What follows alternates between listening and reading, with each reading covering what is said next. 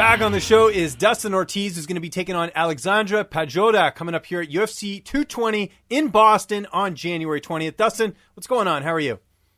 I'm doing good. Like I said, just moving forward every day.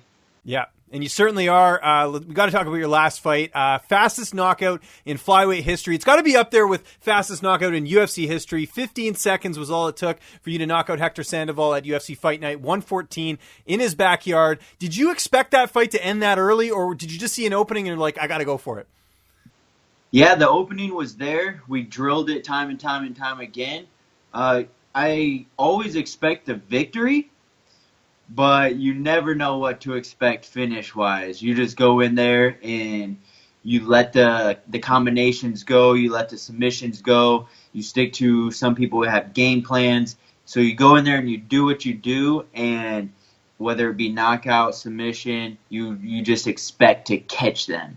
So that way, I didn't expect it, but hey, I'll take it any day of the week. Yeah, and of course you got the performance of the night bonus in that one. What did you do with the money? Did you save it? Did you put it into something? Did you pay off bills? What did you do with the money? All the above.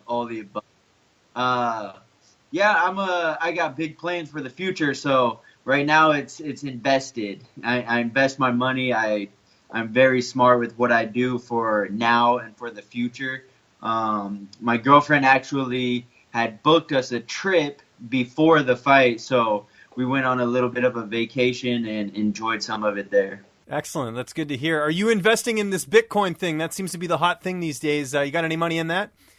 I do not. No, I do not.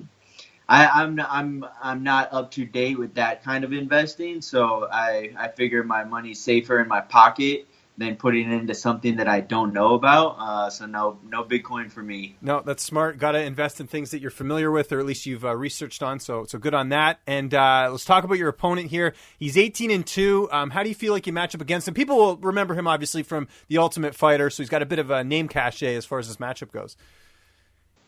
Yeah, absolutely. He's tough, dude. Tough SOB. He comes in, brings the fight every single time. So I love the matchup. You know, I gotta beat these guys that are on their up and coming in order to move forward, and that's the only direction I want to go. So this is another one that I have to win. You know, I truly believe everyone is a must win in order to become champion, in order to get the belt, and that's my focus. You know, I've had I think 11 UFC fights, and so there is no more tune-up fights. You know, it's the belt is my main focus, and this is the guy that I have to get through in order to get that destination. And who are some of your main training partners helping you get ready for this fight? Adam Antolin has been a huge help for me. I go up to AKA in San Jose, and I work with a lot of guys there. And then just everybody at CSA, Combat Sports Academy, out here in Dublin, California. Darren, I don't even want to try to pronounce his name. Fair enough, yeah. He's going to put me in practice, but he's also been a huge help on the ground. And, yeah, so just everybody at CSA in a combination has been a huge part of this.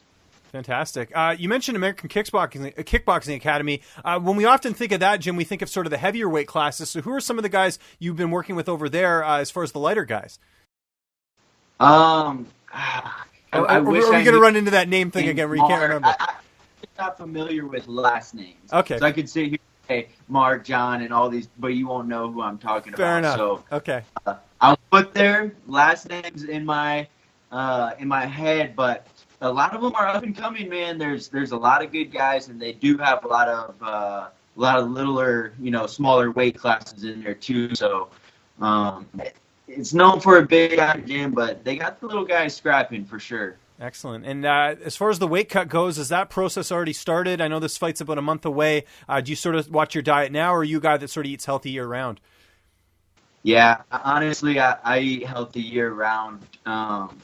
Don't be mistaken. I'll take cookies, chocolate chip cookies any day of the week. Send them after my fight, send them whenever. Christmas is right around the corner. So I'm no stranger to that, but I eat healthy and I diet, as people say, year round.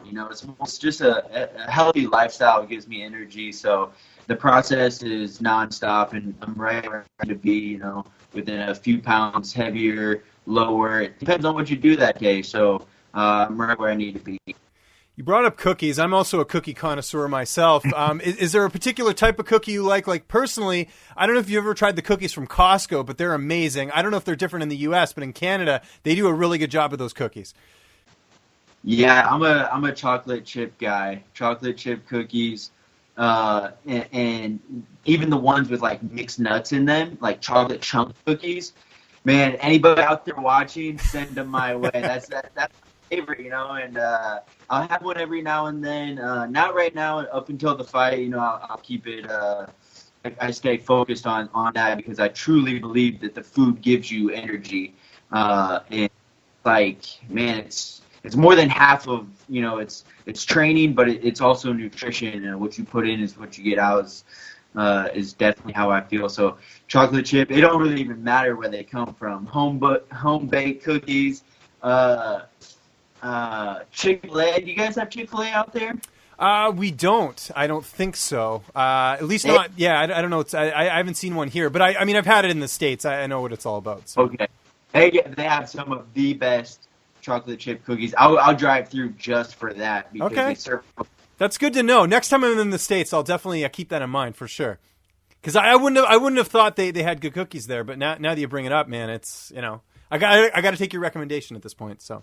Yeah. Excellent. How do you see this fight playing out on January 20th? I mean, you're going to win the fight, otherwise you wouldn't have taken it, but how do you sort of see it unfolding? Yeah, absolutely. I've been visualizing a lot more. That's something that DC really talks about, Daniel, when he's running the wrestling camps at AKA. And after a practice, we just kind of lay down and we close our eyes and we visualize it, So I visualize the win. Always. I always win, and I knock him out in the first round. I knock him out in the second round. I knock him out in the third round. I submit him in the first round. I submit him in the second round. I submit him in the third round. I win by decision every single time. So it's as I'm playing it through every position, I'm winning. And so that's kind of been the thing is it's this hand may land, this takedown may land, and this submission may land. So I'm going to take any one available. I'm going to work for each and every single position, and that's, you never know which one it's going to be. So you got to be available to take all of them. What are your plans for the holiday season? You got this fight coming up, so I imagine, probably get a little bit of Christmas time in, but got to stay away from maybe some of that turkey and gravy as far as the weight cut goes. Yeah, so I'm out here, I'm staying at an Airbnb. This place is very nice. The lady who runs it has let me stay here multiple times. So I'm staying here. My girlfriend's coming out. She'll be here Christmas Eve through New Year. So that'll be a breath of fresh air, kind of in the fight, it's a 1 minute rest. You know what I mean? So I get to have a breath of fresh air, come in and kind of take my focus off of the fight for a little bit, relax the body. But I'm training all the way through Christmas, all the way through New Year's. This is serious, this is business. So I take my business very seriously. I have fun with it, don't get me wrong. But after the fight, I'll have the turkey and the gravy and all that stuff. And that's how it was, too, for Thanksgiving. Was just, the American Thanksgiving was right around the corner, and it was the same thing. I enjoyed, time and who was around and stuff like that, but I didn't go eat crazy or anything like that, as I got a job to do. For sure. I got to mention a mutual friend of ours, or someone that we both know, in Yoni Sherbatov, who, of course, won his last fight against Zach Makovsky. And I know you were in his training camp for that. And of course, you beat Zach almost a year ago today, or as far as, the time frame. Are you still planning on going up to Montreal and training with Yoni in the future? Do you still keep in touch with him a lot? Yeah, absolutely, man. What a great fighter. And I'll say right here, he is the best unsigned 125 flyweight, hands down. You know what I mean? This guy can work wrestling, jiu-jitsu. His hands are phenomenal. You saw it against Zach. He knows how to stick to a game plan, and when things aren't going very well, he can alter it in the middle of the fight. That was a great fight. He brought me out there for that. And I just love the energy, the team that he has. I feel like we've become, great friends. His manager, Andy, is on point. And they really treat me well out there. So I'm all about going out and helping them out as much as they are helping me out when I go out there. This is, I don't know if you can see that, Yoni Sherbatov. That's kind of a coincidence, wearing his shirt. So yeah, it's the best unsigned UFC flyweight out there. So I'd like to see him get in there and get his opportunity like some of these other guys. And if I can be a part of that, man, heck yeah. Yeah, and that's quite the endorsement there. And I can't wait for this fight, man. It's going to be awesome. UFC 220 coming up here January 20th. Dustin, I'm so glad we got to connect before the fight. I really appreciate you taking the time. Just remind people where they can find you on social media. And if you have any sponsors or shout-outs, the floor is yours. Awesome, man. I really appreciate your time as well.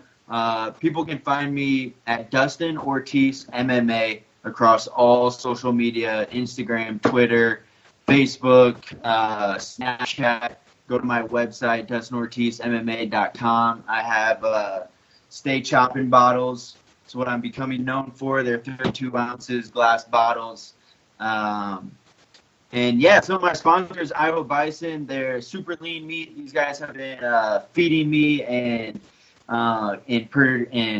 giving me this meat. It's like, if you haven't had bison meat, you gotta try that out. 44 Love has been a huge meal prep company out here for me. CSA, aka they're helping me a lot with my training and focusing in for this fight.